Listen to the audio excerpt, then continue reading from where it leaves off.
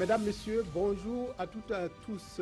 Bienvenue au journal. Voici les titres de l'actualité. Le procureur du Faso et la justice militaire mettent tous les dossiers sur la table. Ceux de Thomas Sankara, du coup d'État manqué du 16 octobre 2015, de l'insurrection, de l'attaque de Yimdi ont été passés à la loupe et leur degré d'avancement mis en lumière.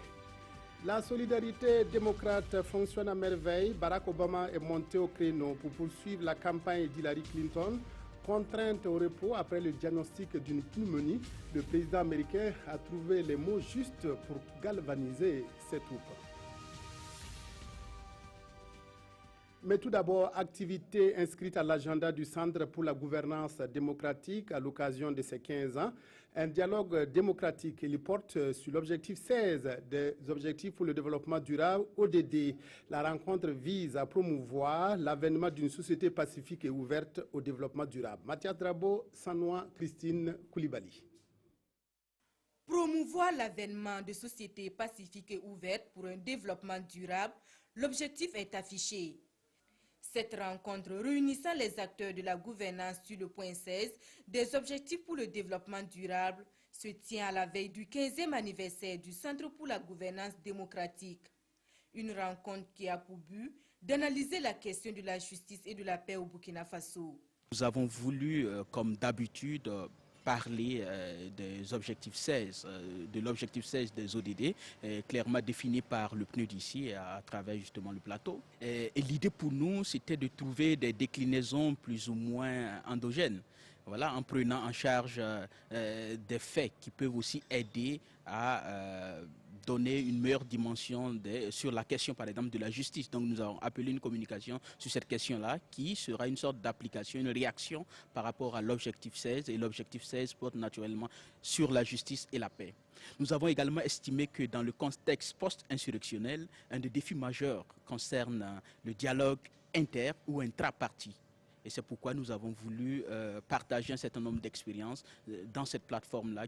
À l'issue de ce dialogue dit démocratique, une activité phare du Centre pour la gouvernance démocratique, des recommandations sont faites aux autorités du pays pour un Burkina de paix et de justice. Une formation permet à des agents de se préparer à faire face aux catastrophes et crises humanitaires au Burkina. Une trentaine de participants issus du Conseil national de secours d'urgence et du Conseil régional bénéficient de cette formation qui a l'appui du système des Nations Unies. Moussa Ouedraogo, Sibidi Issa Lankwande. Ces 36 agents, dont 10 du secrétariat permanent du CONASUR et 26 représentants des conseils régionaux de secours d'urgence et de réhabilitation CORESUR, se familiarisent ici avec les principes et les pratiques de la préparation et de la gestion des catastrophes. Une formation qui vise à leur permettre de faire face aux catastrophes et crises humanitaires au Burkina. Il s'agit de faire en sorte pour nous que nous ayons déjà un premier groupe d'acteurs que nous puissions former, qui puissent aller tout être des relais d'information pour contribuer à une meilleure compréhension des différents concepts. Le deuxième niveau, c'est de travailler à ce que les outils que nous avons de collecte puissent être des outils harmonisés avec l'ensemble des partenaires humanitaires. Lorsque tous les acteurs vont mutualiser leurs connaissances, leurs outils, leur savoir-faire, l'intervention va être synergique. Cet atelier se veut aussi une tribune d'échange et de partage d'expériences entre le CONASUR et les autres partenaires humanitaires dont le système des Nations Unies. Quand il n'y a pas d'urgence, il faut qu'il y ait les outils pour bien et mieux préparer les urgences. Et en cela, on pourra prépositionner tout ce qu'il y aura comme besoin afin de faire en sorte qu'en temps d'urgence, qu'on ait tout le stock prépositionné. Le Burkina Faso a enregistré déjà pour cette année 2016 plus de 48 000 personnes sinistrées suite aux inondations et plus de 2000 déplacés à l'intérieur du pays du fait de conflits communautaires. Cette formation sur la préparation et la réponse face aux catastrophes et crises humanitaires vise à faire face à de telles situations à l'avenir. La première édition de Ouaga Film Lab occupera les écrans du 19 au 24 septembre prochain. C'est une occasion donnée aux porteurs de projets de films de trouver des financements pour réaliser leurs œuvres. Pour cette édition, 10 projets de films long métrage ont été sélectionnés. Les initiateurs de Ouaga Film Lab ont rencontré la presse pour dessiner les contours de l'événement. Kosun Koulibaly, Aruna Mare. Porté par un collectif de producteurs et d'entrepreneurs culturels, Ouaga Film Lab se veut un laboratoire de promotion des talents et de la coproduction. Il entend booster la compétitivité des réalisateurs et producteurs d'Afrique en leur facilitant l'accès aux financements locaux et aux coproductions internationales. Le premier rendez-vous de Ouaga Film Lab va se tenir du 19 au 24 septembre prochain à l'Institut Imagine. Le collectif Génération Film, porteur de ce projet, déroule à la presse le menu de la première édition. D'abord, nous avons des mentors, c'est 5 personnalités du cinéma africain. Ils travailleront pendant le lab et après le lab. Ça, c'est le côté mentoring.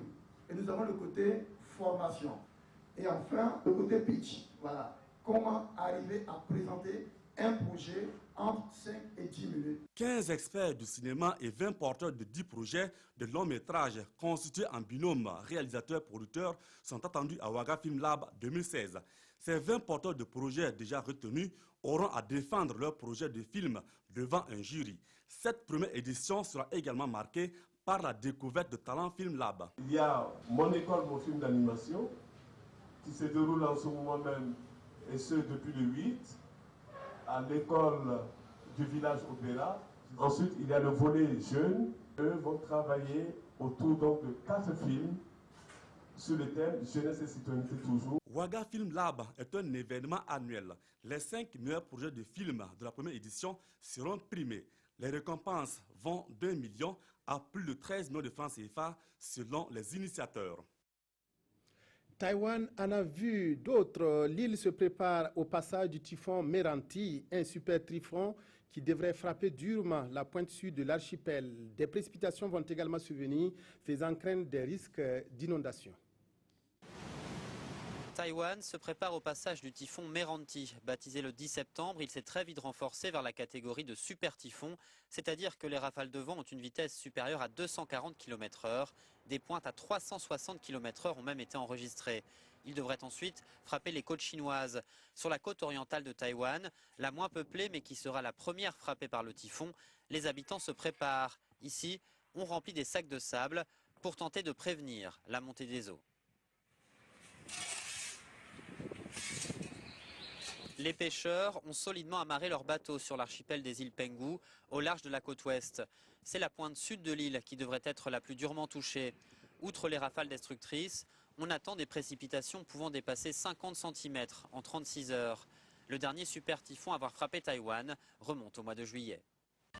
Hillary Clinton contrainte au repos forcé, c'est Bill Clinton et Barack Obama qui la remplacent pour mener la campagne de la candidate démocrate. Le président américain a mouillé la chemise hier en Pennsylvanie, remplaçant au pied levé Hillary. Et Barack Obama a trouvé les mots justes pour remobiliser les troupes.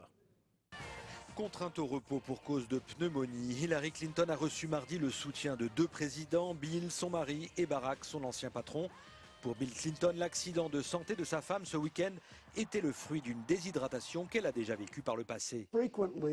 Était-ce fréquent? Non, pas fréquemment. Rarement à plus d'une occasion depuis les dernières nombreuses années. La même chose lui est arrivée. Elle est devenue sévèrement déshydratée. Mais vous savez, c'est un bourreau de travail au département d'État et comme sénatrice. Et depuis... Mardi, Barack Obama n'a pas hésité, lui non plus, à mouiller sa chemise. Il a remplacé au pied levé son ex-secrétaire d'État durant un meeting en Pennsylvanie. Pour être président, vous devez faire vos devoirs et vous devez savoir de quoi vous parlez. Vous devez conserver un jugement stable, même quand les choses ne vont pas dans le bon sens. Vous devez dire des choses dures au téléphone, même quand ce n'est pas très populaire. Et c'est ce qu'Hillary a appris, comme sénatrice, comme secrétaire d'État et comme première dame.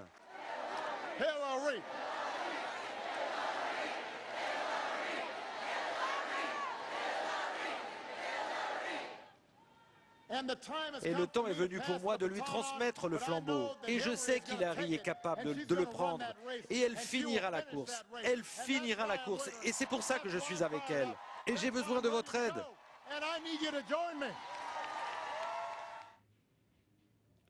L'incendie de la mairie de Sapsé dans le BAM, une forme violente de l'incivisme politique additionnée à l'incivisme routier, constitue les sujets phares des journaux de ce mercredi. La revue de presse est signée Abdoul Rasmane Zongo.